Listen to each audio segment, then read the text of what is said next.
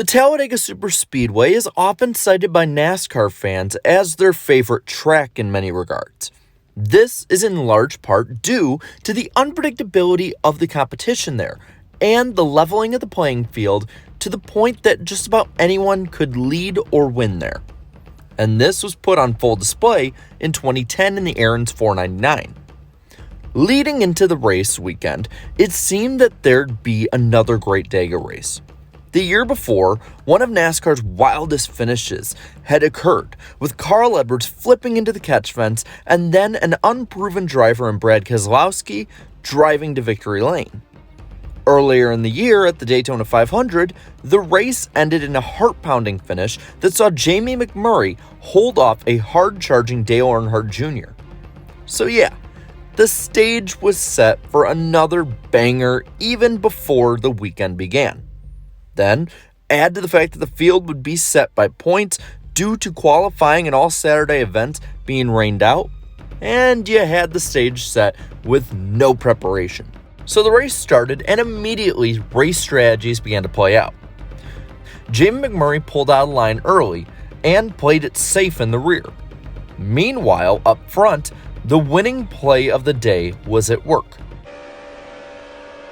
And I mean, when you look at this wad of cars, yeah, this racetrack is wide enough for about 5 wide, but all it takes is one of those guys, one of those drivers to bobble a little bit, and that's what causes the big one. Here's the phenomenon that we see at Talladega that we haven't seen for, I don't know, ever up to the last couple of years. Look at those 2 cars on the outside. The 2-car tango, 2 cars working together can be faster than the entire pack. This 2-car tango was a move that had been learned in previous years. This year, though, it was common knowledge. This was used to perfection early on for Matt Kenseth and Kevin Harvick as they charged ahead of the pack. Meanwhile, Denny Hamlin and Dale Earnhardt Jr. showed how this move could be used to lead. This is how much of the day would be slated to play out. Lead change after lead change after lead change would define most of the day. Now, due to the washout on Saturday, NASCAR did waive a competition caution. This would serve as the first break in the action of the day. But the action only intensified after they went back to green, as 4-wide racing then just started to ensue. Once again, tandem drafting would shuffle the lead like a deck of cards. While tandem drafting was important, it couldn't last too long, so the pack had to be used. The most dominant line in the pack was the high line, and this would be used throughout the day as well. With all of this going down, a group in the back chose safety. These included some favorites like Kevin Harvick and Jamie McMurray. This is a common strategy in superspeedway races, and many times it really turns out to be a fruitful decision. Now, one driver who spent the day up front was Harvick's RCR teammate, Jeff Burton. Burton would lead the most laps in this day, but don't confuse this with a way to ensure victory. Even with the crazy moves, the field managed to stay green, and this led to green flag pit stops at about the 1/3 mark of the race. This would not stop the Calamity, though. Look at the head end of pit road, and you'll see Ambrose cut right across the nose of Keselowski's car, trying to get from the outside lane into his pit, which is pit stall number 1. So a bad break for Brad. Even with the stops, the field accordioned back together again. This is where the first incident of the day would occur. In Talladega, watch the black number 11, watch 17 and 55 bunch up, and then Logano gets bunched up, and the last car in that accordion line way back there, is Denny Hamlin. Tries to save it, and around it goes.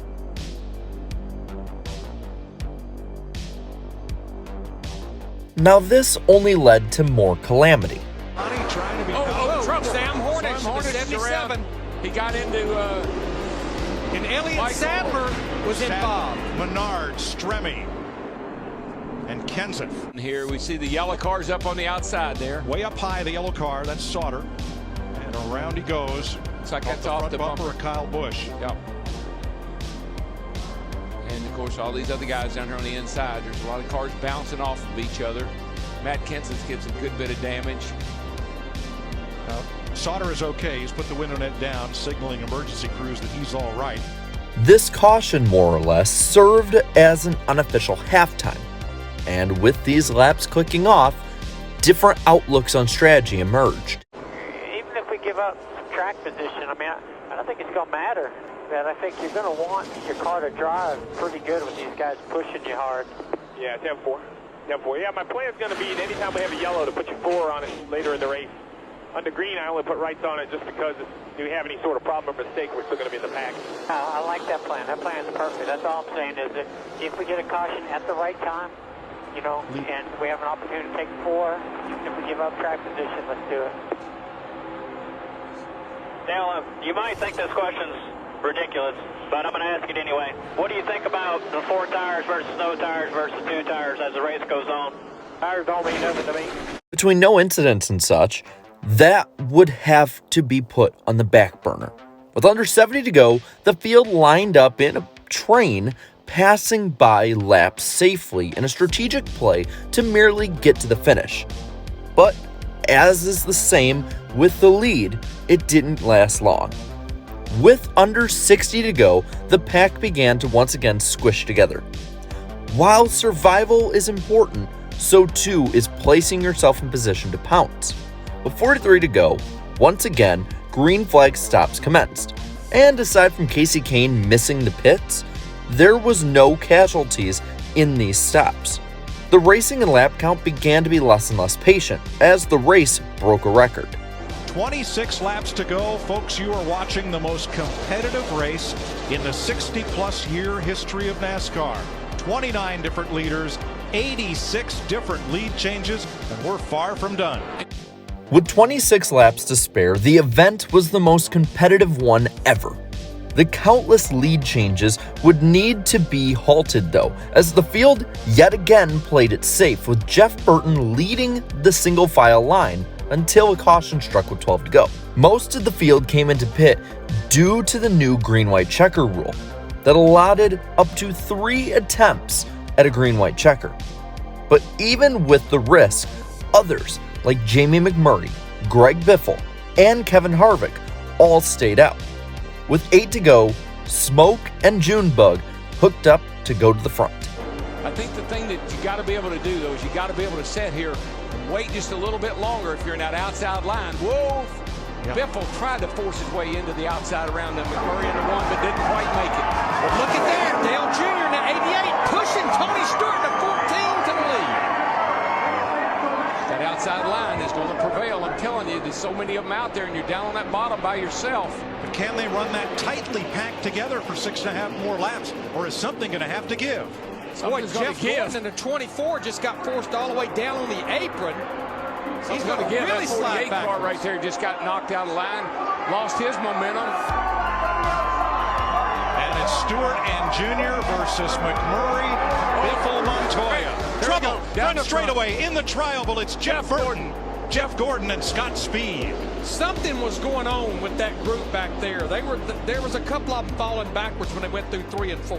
And with that, arguably the best car in the day was junked. This gave Daytona 500 champion Jamie McMurray the lead for the hopefully final restart of the day. Junior, Reagan, Rudeman, who's going to win it? Green-white checker, here we go. Green flag in here to get a little bit of an advantage. That inside does not much. You know, the other thing he may have considered, Larry, look who's the third car in line, his teammate.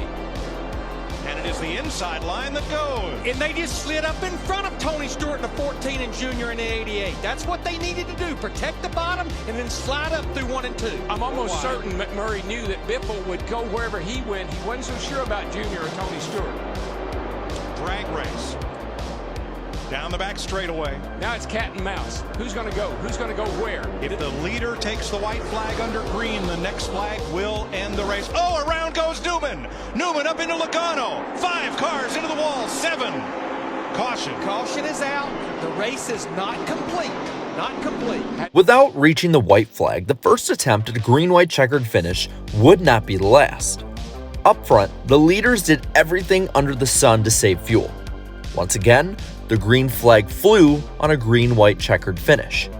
Green flag. short shift it, man.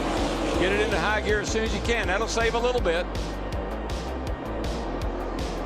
Greg Biffle in the 16 looked like he wanted to tuck in front. Wow. Kevin Harvick in the 29. He couldn't get down there. No. Made an evasive move to the outside. That Junior backed everybody up. Biffle's in trouble. I think Biffle is out of gas in the 16 car. Yeah, he's one of those cars there that could not get up to speed. Looks like he's Here comes definitely out. Junior to the outside. Everybody else to the inside, There's and Kenny around Johnson goes in the Jimmy. 48. And Biffle, yellow flag is out. We still don't have a race, boys. With the caution, certainty may not have been reached with the result, but this would be the final restart of the day regardless of the outcome. Up front, one of the leaders, Kevin Harvick, possibly was having a flat tire, and in a daring risk, he and his team would choose to tough it out with 2 to go and try and get to the finish. Here we go for the final time. Looks like you're going to have teammates side by side going through turn 1 and 2. Harvick in the 29 pushing McMurray. 42 getting a push by Denny Hamlin in the outside, side by side. It's whichever line back here where you see the 56 coming. If he goes with the 29, that will push them ahead of the 42 Montoya and the 11, but he's got to get there, and he's not getting there. And Dale Jr. did not keep pace with Martin Truex. He's fallen back a bit. He will not be among those who will settle this for the win. Boy, this is a roadblock now, even when you get there. Where are you going to go? Look at the run. Truex is getting in the 56 with the push from Kyle Busch in the 18. White flag this time. Can Montoya and Hamlin do the 2x2 tango, or will Harvick shove McMurray to victory lane? White flag in the wind. 1 lap to go.